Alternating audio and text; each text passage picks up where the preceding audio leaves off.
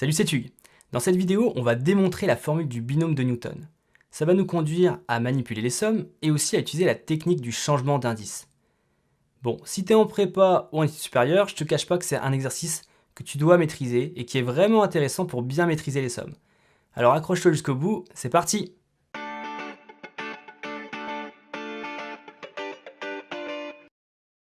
Alors la formule du binôme de Newton, je te l'ai remise en haut. Elle nous dit que pour tout n entier naturel et pour tout AB nombre complexe quelconque, a plus b puissance n, c'est égal à la somme pour k allant de 0 jusqu'à n de k parmi n fois a puissance k fois b puissance n moins k. Alors pour n égale 2, ça nous donne la petite identité remarquable bien connue depuis la troisième. A plus b au carré, c'est a au carré plus 2ab plus b au carré. On sait bien d'avoir des petits automatismes pour n égale 3, n égale 4 et n égale 5 aussi. A plus b au cube, c'est a au cube plus 3a au carré fois b plus 3a fois b au carré plus b au cube. En fait, c'est pas très compliqué de se souvenir de ces petites formules. Il suffit de savoir qu'à chaque fois, les puissances de a elles diminuent et les puissances de b elles augmentent. Et après, il faut juste connaître ses coefficients binomiaux, donc k parmi n, pour k allant de 0 jusqu'à n. Donc ici, par exemple, pour k allant de 0 jusqu'à 3. Si tu connais 0 parmi 3, 1 parmi 3, 2 parmi 3 et 3 parmi 3, c'est assez facile de retrouver la forme développée. Pour n égale 4, a plus b puissance 4, ça fait a puissance 4, plus 4a au cube fois b, plus 6a au carré b au carré, plus 4ab au cube, plus b puissance 4. Et pour n égale 5, a plus b puissance 5, ça fait a puissance 5, plus 5 fois a puissance 4 fois b, plus 10a au cube fois b au carré, plus 10a au carré fois b au cube, plus 5a b puissance 4, plus b puissance 5. Alors on va démontrer cette petite formule du binôme de Newton, et tu vas voir, ça fait intervenir à un moment un changement d'indice. Donc c'est important de savoir refaire cette démonstration. C'est le genre de choses qu'on peut te demander en colle si tu es en prépa. Comment on démontre ça? Par récurrence. Alors si t'es pas très à l'aise avec les raisonnements par récurrence, ou si tu veux juste faire des petites révisions là-dessus, je te conseille de regarder ma vidéo qui est consacrée à ce thème, elle est assez complète sur le sujet. Donc soit A et B des nombres complexes, bien sûr on commence par l'initialisation, donc au rang 0, Donc au rang 0, a plus b puissance 0, comme tout nombre puissance 0, ça vaut 1. Et quand on regarde la somme pour k allant de 0 jusqu'à 0 de k parmi 0 a puissance k fois b puissance 0 moins k, c'est égal du coup à 0 parmi 0 de a puissance 0 fois b puissance 0 moins 0. Donc ça vaut 1 fois 1 fois 1, c'est-à-dire 1. L'égalité est donc vérifiée au rang 0. Alors on passe à l'étape évidemment la plus intéressante, c'est l'hérédité. Alors je te rappelle que l'étape de l'hérédité, ça consiste à supposer que la propriété est vraie pour un certain entier naturel n, et que dans ce cas-là, alors forcément, elle sera vérifiée aussi au rang n plus 1. Donc ce qu'on veut montrer là, c'est que si la propriété est vraie pour un certain rang n, alors elle le sera nécessairement au rang n plus 1. Donc on commence par supposer l'hypothèse de récurrence, donc que pour un certain rang n entier naturel, on suppose que a plus b puissance n est égal à la somme pour k allant de 0 à n de k parmi n fois a puissance k fois b puissance n moins k. C'est-à-dire en fait, on suppose que la formule du binôme de Newton est vérifiée pour un certain antinaturel n. Et c'est toujours très important de savoir où on va, c'est-à-dire de garder en tête ce qu'on veut obtenir. Ce qu'on veut obtenir, c'est que notre formule du binôme de Newton sera vérifiée au rang n plus 1. On veut montrer l'hérédité, donc on va montrer que si la formule de binôme de Newton est vérifiée au rang n, elle le sera nécessairement au rang n plus 1. Donc on va calculer a plus b puissance n plus 1, en espérant bien sûr trouver à la fin que c'est égal à la somme pour k allant de 0 jusqu'à n plus 1 de k parmi n plus 1 fois a puissance k fois b puissance n plus 1 moins k. Donc on part de a plus b puissance n plus 1, et évidemment il va falloir qu'on utilise notre hypothèse de récurrence. Alors comment on se rattache à notre hypothèse de récurrence ici? A plus b puissance n plus 1, c'est égal à a plus b fois a plus b puissance n. Il faut faire apparaître ce a plus b puissance n pour pouvoir utiliser notre hypothèse de récurrence. Et d'après justement cette hypothèse de récurrence, a plus b puissance n justement, c'est la formule du binôme de Newton, c'est la somme pour k allant de 0 jusqu'à n de k parmi n, a puissance k, b puissance n moins k. Donc on remplace a plus b puissance n, ça nous donne ça. Et l'étape suivante, qu'est-ce qu'on va faire? On va développer. Donc ça va donner a fois la somme du binôme de Newton, plus b fois la somme du binôme de Newton. Mais il y a une petite astuce ici. Pour la première somme, celle que multiplie a, on va changer le nom de l'indice. On va plus l'appeler k, on va l'appeler i. À cette étape, on ne comprend pas trop pourquoi on fait ça, mais tu comprendras tout à l'heure. En fait, on est en train de préparer le changement d'indice qu'on fera tout à l'heure.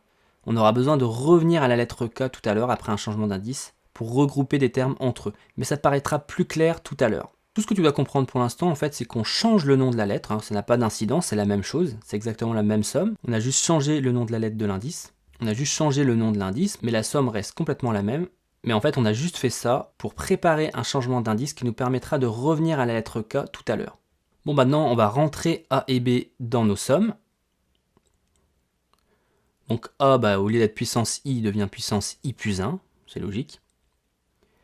Et B, au lieu d'être puissance n-k, sa puissance augmente de 1 aussi, donc ça devient B puissance n-k plus 1.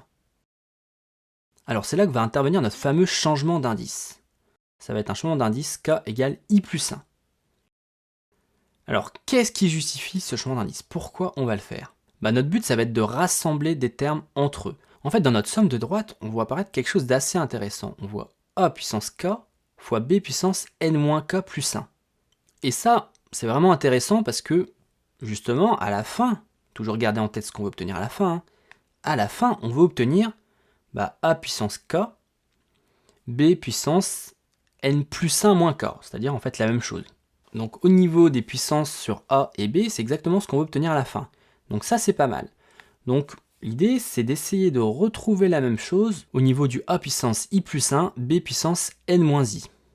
Et justement, le changement d'indice K égale I plus 1 va nous permettre de faire ça. Parce que si on pose K égale I plus 1, le I plus 1, il devient K, et le n moins I, il devient n moins entre parenthèses K moins 1, puisque I vaut K moins 1 du coup.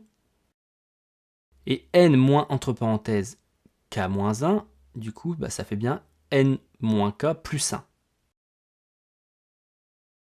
Donc ce changement d'indice nous permet d'avoir A puissance K, B puissance n-k plus 1. Mais il faut évidemment changer tous les I. Donc au niveau de la somme, on augmente de 1 à chaque fois. Donc K va aller de 1 jusqu'à n plus 1. Et dans le coefficient binomial aussi, on remplace le I. Donc le coefficient binomial devient donc K-1 parmi n. Alors, toujours en gardant en tête ce qu'on veut obtenir à la fin, on voit qu'au niveau des sommations, à la fin, il faudra aller de 0 jusqu'à n plus 1. Et pour l'instant, on est un peu embêté parce que la première somme, elle va de 1 jusqu'à n plus 1, et la deuxième de 0 jusqu'à n. Bon, on va modifier ça tout de suite. Dans notre première somme, il nous manque juste l'indice 0, en fait. On aimerait bien pouvoir partir de 0 au lieu de partir de 1. Alors, qu'est-ce que ça donne si on remplace k par 0? Ça donne moins 1 parmi n fois a puissance 0 fois b puissance n-0 plus 1. Mais moins 1 parmi n, ça vaut 0 en fait. Donc c'est pas du tout gênant de partir du rang 0. En fait, on ajoute juste 0 à notre somme. Donc très bien, ça nous arrange. On va réécrire notre première somme, mais en partant de 0. Et c'est exactement le même principe pour la deuxième somme. On aimerait bien aller non pas de 0 jusqu'à n, mais de 0 jusqu'à n plus 1. Et on se rend compte que si on remplace k par n plus 1, on a n plus 1 parmi n, qui vaut 0 également. Donc si on somme non pas de 0 jusqu'à n, mais de 0 jusqu'à n plus 1, en fait, on ne change rien du tout, vu qu'on ajoute juste un 0. Donc comme ça nous arrange pour le résultat qu'on veut obtenir à la fin, on va faire cette petite modification. Notre première somme, elle va non plus de 1 jusqu'à n plus 1, mais de 0 jusqu'à n plus 1. Et notre deuxième somme, elle va non plus de 0 jusqu'à n, mais de 0 jusqu'à n plus 1. On a juste rajouté des 0, mais la forme nous convient beaucoup plus, compte tenu de ce qu'on veut obtenir à la fin. Allez, on est proche du but. On est pas mal, mais il y a quand même quelque chose qui nous gêne encore, c'est que déjà on a deux sommes et à la fin il nous en faut qu'une seule, on va falloir qu'on synthétise tout ça, et en plus on n'a pas encore fait apparaître le coefficient binomial final qu'on doit obtenir, c'est-à-dire k parmi n plus 1. La première chose, ça va être de rassembler ces deux sommes en une seule, et ensuite de remarquer que grâce à la formule de Pascal, k-1 parmi n plus k parmi n, ça fait justement k parmi n plus 1. Donc on obtient bien la somme pour k allant de 0 jusqu'à n plus 1 des k parmi n plus 1, a puissance k, b puissance n plus 1 moins k. Donc la formule du binôme de Newton est bien vérifiée au rang n plus 1. On a montré que la formule du binôme de Newton s'appliquait au rang 0, donc ça c'était l'initialisation, et que si elle s'appliquait pour un entier naturel n quelconque, alors nécessairement elle s'appliquait aussi au rang suivant, donc au rang n plus 1. On a donc démontré par récurrence la formule du binôme de Newton. Donc cette formule, je t'invite vraiment à la retravailler. C'est vraiment important de savoir la refaire tout seul. Il y a quelques petites étapes à connaître. En fait, il faut bien penser au changement de lettre au début qui prépare notre changement d'indice. Donc une fois qu'on l'a vu une fois, il faut le retenir. Et puis pensez à la formule de Pascal à la fin, mais bon, je pense que ça va. Faut juste retenir les différentes étapes. Voilà, j'espère que cette petite vidéo t'aura été utile, et puis je te dis à bientôt, salut!